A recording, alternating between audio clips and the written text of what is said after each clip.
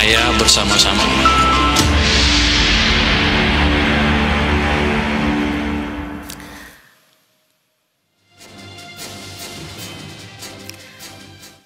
Ya, pemirsa, hadir dalam perhelatan Investor Daily Summit 2025 kedatangan Menteri Keuangan Purbaya Yudisadewa disambut bak artis papan atas. Dalam acara ini, Menkyu Purbaya memaparkan berbagai jurus jitu guna mendongkrak ekonomi Indonesia.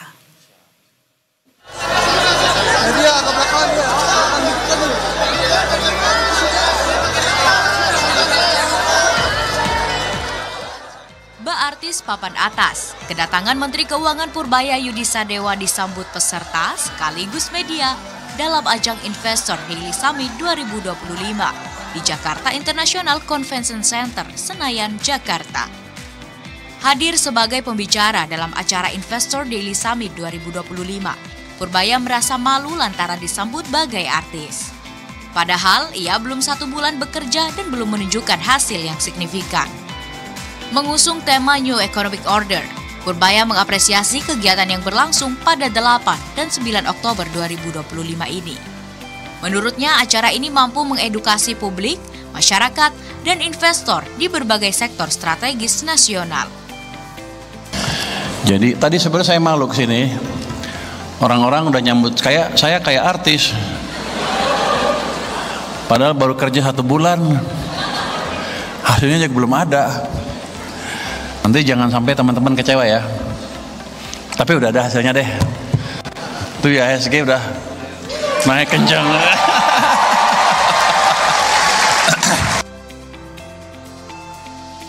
Dalam acara ini, Menkyu Purbaya juga memaparkan berbagai jurus jitu guna mendongkrak ekonomi Indonesia. Purbaya menjelaskan pemerintah harus memadukan 3 kekuatan besar, yaitu kebijakan fiskal yang efektif, kebijakan moneter yang mendukung, serta iklim investasi yang kondusif bagi sektor swasta. Kalau kita gabung gimana? 20 tahun kita akan tahu. 10 tahun pertama mesin swasta, 10 tahun kedua mesin pemerintah. Ini 6, ini 5. Kalau saya gabung, saya punya modal 6, tambah dampak yang 5 ini. 6 lebih dikit, nggak terlalu sulit. Dengan mengubah kebijakan tadi, belum merubah struktur ekonomi, belum merubah iklim investasi yang signifikan, belum.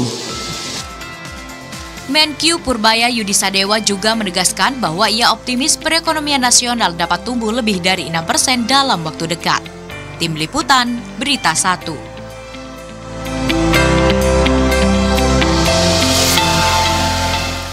Dan pemirsa, untuk membahas lebih lanjut, kita sudah terhubung dengan tenaga ahli Badan Komunikasi Pemerintah Republik Indonesia. Sudah ada Bapak Fitra Faisal Hastiadi secara virtual, pemirsa. Selamat malam, Bung Fitra. Selamat malam, Mbak Anissa. Baik, terima kasih Bung Fitra sudah berkenan meluangkan waktu di Berita 1 Utama. Ini kalau kita lihat berdasarkan berita yang baru saja kita simak begitu ya, sejak menjadi menteri banyak sekali sebetulnya Purbaya efek, salah satunya memang IHSG begitu ya. Kalau kita cermati memang ini cenderung sumringah juga, terutama pada bulan-bulan kemarin begitu, September, karena kita tahu juga sebenarnya kan September ini biasanya bulan-bulan koreksi nih Bung Fitra, tapi sepertinya cukup sumringah juga sampai dengan saat ini. Bagaimana tanggapan Anda? Ya, jadi market itu kan merespon pada potensi return on equity ya, terutama kalau kita bicara IHSG. Nah, return on equity itu pastinya akan sangat terkorelasi dengan potensi pertumbuhan ya, baik itu dari sisi demand maupun ya ultimate goalnya itu pertumbuhan ekonomi. Nah, kalau kita lihat apa yang dilakukan oleh Pak Purbaya selama ini adalah untuk menggenjot perekonomian lewat beberapa jalur sekaligus ya, dan bahkan ini bukannya suatu hal yang unprecedented ya. Kalau kita lihat best practice dari negara-negara lain seperti misalnya Jepang, di masa AB kita sudah mengenal ada yang disebut dulu Abenomics. Abenomics itu punya 3 arrows of Abenomics, 3 panah. Panah yang pertama adalah monetary easing, yaitu kebijakan moneter yang akomodatif. Yang kedua adalah fiscal policy, yaitu kebijakan fiskal, Kementerian Keuangan.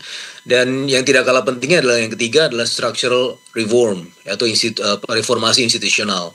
Nah, yang sekarang sudah dilakukan sedikit-sedikit oleh Pak Purbaya adalah dalam konteks quasi monetary policy, yaitu bagaimana memindahkan 200 triliun yang terparkir di Bank Indonesia selama ini menjadi idle resources, kemudian diinjeksikan ke Himbara, dan kita melihat bagaimana ini disambut positif ya oleh market.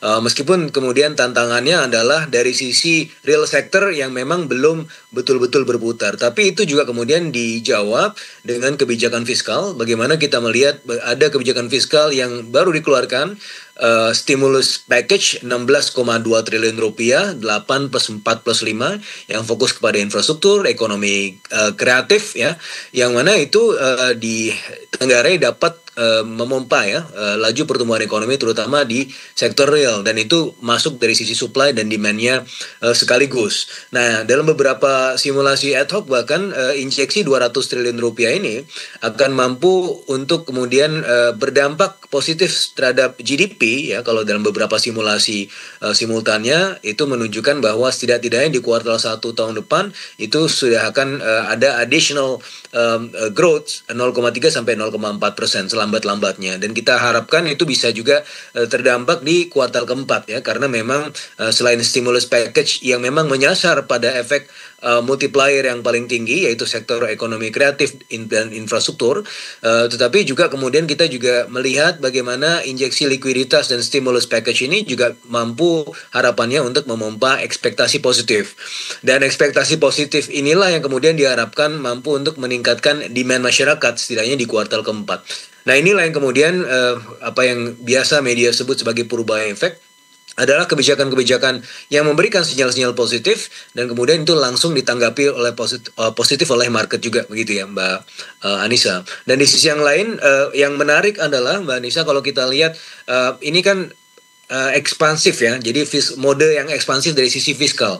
Nah, ini seharusnya kan biasanya kalau ada mode ekspansif seperti ini, yield rate dari bond market kita biasanya akan melonjak ya, karena ada ketakutan ini akan dibiayai oleh utang atau bond issuance. Tetapi menariknya adalah kalau kita lihat dari sisi yield rate bond kita itu justru turun, dan itu juga menunjukkan bahwa market masih percaya akan proses disiplin fiskal yang tengah dijalankan oleh pemerintah, sekaligus kemudian menjalankan pilar ketiga dari Abenomics, yaitu institutional reform yang juga sedang dilakukan oleh pemerintah sekarang. Begitu Mbak Anissa. Oke, market yang sumringah ini juga menjadi cerminan dari perekonomian kita, begitu ya, termasuk dengan kombinasi faktor yang Anda sampaikan, Mas Fitra. Nah, Pak Purbaya juga yang kita lihat ini kan sangat fleksibel secara komunikasinya, dan juga sangat luas begitu ya bahasanya. Saat ini sebetulnya itu yang kemudian menjadi daya tarik ataupun magnet bagi masyarakat, dan apakah kemudian ini menjadi satu hal strategi atau cara komunikasi pemerintahkah untuk kemudian meningkatkan ekonomi di Indonesia yang tentunya ini juga mendulang kepercayaan dari pasar juga, Bang Fitra? Ya, selama ini sebenarnya faktor komunikasi itu menjadi sangat penting ya, karena yang kalau kita bicara komunikasi, yang bagaimana secara ekonomi ini juga menempati urutan yang paling tinggi ya, bagaimana moral suasion. Ini sudah ada teorinya, bagaimana teori komunikasi itu kemudian mampu memompa kepercayaan positif bagi para investor ya, baik dalam negeri maupun luar negeri. Nah, oleh karenanya komunikasi yang efektif, lancar, intensif ya, dan juga positif, ini juga bisa mampu untuk memompa demand yang lebih tinggi lagi di kuartal keempat.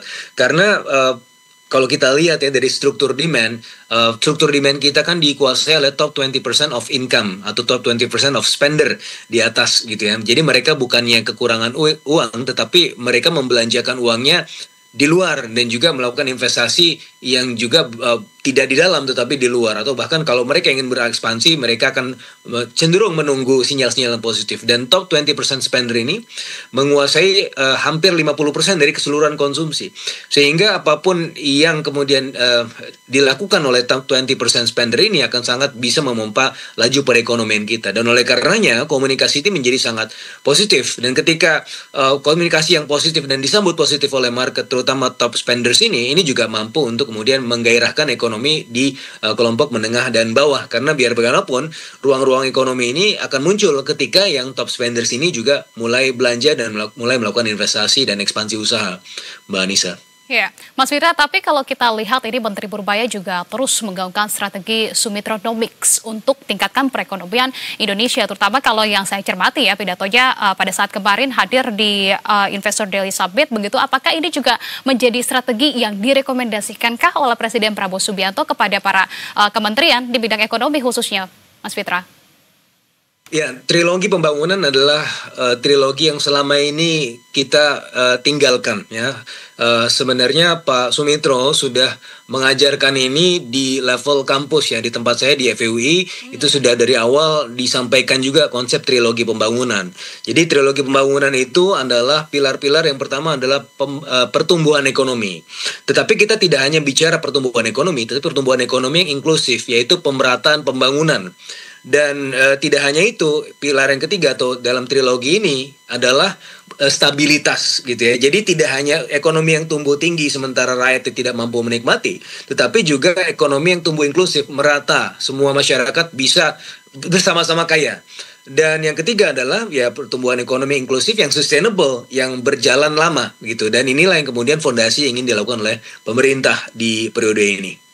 Ya, Mas Fitra, ini beberapa kebijakan baru diterapkan juga oleh Menteri Keuangan Purbaya Yudisadewa begitu ya, seperti kemudian soal stimulus ekonomi, pemberian dana ke bank-bank himbara senilai 200 triliun rupiah dan juga lainnya. Apakah memang kebijakan baru ini merupakan arahan langsungkah, instruksi langsung dari Presiden Prabowo Subianto, dan targetnya sebetulnya seperti apa sih Mas Fitra? Ya tentunya ini sudah dikomunikasikan ya secara langsung kepada Presiden, dan Bu Purbaya melihat bahwa penting sekali untuk menggenjot perekonomian dan membuat aktivitas di real sector itu juga menggeliat ya. Makanya pertama dilakukan injeksi 200 triliun rupiah ini. Harapannya supaya apa? Karena 200 triliun itu sebenarnya is not even a policy ya. Itu pemindahan dana saja ya, dari Bank Indonesia ke Himbara. Harapannya apa? Supaya nanti Himbara juga mampu untuk menyalurkannya ke sektor real. Dan itu sudah terjadi ya. Bagaimana dari Mandiri sudah berbicara target 70% itu bisa terserap secara segera. Bahkan BRI sudah meminta akan tambahan lagi di sampai akhir September ini dan seterusnya. Artinya sebenarnya permintaannya ada, tinggal nanti uangnya itu bisa disalurkan atau tidak. Dan ini harapannya mampu untuk menggenjot perekonomian tersebut. Dan tentunya target utamanya adalah pertumbuhan ekonomi tinggi, atau ya tidak hanya tinggi, tetapi pertumbuhan ekonomi tinggi, inklusif ya, merata dan juga stabil, yaitu sesuai dengan trilogi pembangunan tadi, Mbak Anissa. Ya, meskipun memang kalau kita lihat begitu ya pada saat penutupan perdagangan saja tadi ini juga sepertinya bank-bank himbara masih belum sumringah juga, masih kebakaran begitu, karena memang ini sebetulnya masih fase awal ya, Mas Fitra. Bagaimana kemudian untuk menjelaskan ini ke publik, karena memang tidak bisa langsung begitu terasa efeknya, Mas Fitra? Ya, semua tentu butuh waktu, butuh proses ya. Tapi setidak-tidaknya kalau kita lihat di IHSG, tidak ada yang melihat bahwa tahun ini kita bisa menyentuh 8.000. Tapi kita sekarang sudah 8.100, 8.200. Artinya ini sudah merupakan over expectation dari market ya. Bahkan banyak sekali market konsensus untuk IHSG tahun ini itu paling tinggi 7.800. Yeah. Dengan demikian, maka optimisme ini harus mampu untuk kemudian dipandu dengan baik juga. Dan pemerintah sedang mencari cara untuk bagaimana kredit ini bisa disalurkan tanpa menimbulkan non-performing loan. Dan itulah yang kemudian didiskusikan bersama-sama antara Menteri Keuangan ya dengan Himbara yang memang dititipkan uang tersebut gitu ya. Dan kalau kita melihat bagaimana diskusi-diskusi yang selama ini berkembang ya, bagaimana Pak Purbaya mengunjungi ya bank-bank Himbara adalah untuk memastikan bahwa ini memang betul-betul tersalurkan ke sektor produktif dan tidak kemudian membebani mereka begitu. Mbak Anissa. Itu juga yang kemudian perlu dipahami oleh masyarakat begitu ya. Terakhir Mas Fitra, jelang 1 tahun kepemerintahan Presiden Prabowo Subianto, target apa saja yang saat ini harus dikebut oleh pemerintah? Singkat saja, silakan. Yang jelas penyerapan anggarannya itu harapannya bisa sampai 100% ya. Program-program prioritas pembangunan seperti makan bergizi gratis, koperasi merah putih dan seterusnya itu harus kemudian dikeluarkan di spending ya secara baik, tepat guna, tepat sasaran. Karena kalau tidak di spending dengan baik, maka yang jadi korban masyarakat juga. Dan ini yang ingin dipastikan oleh pemerintah. Oke, baik. Kalau begitu, terima kasih banyak atas update dan juga informasi yang sudah dibagikan, Mas Fitra. Salam sehat selalu, sukses selalu untuk Anda.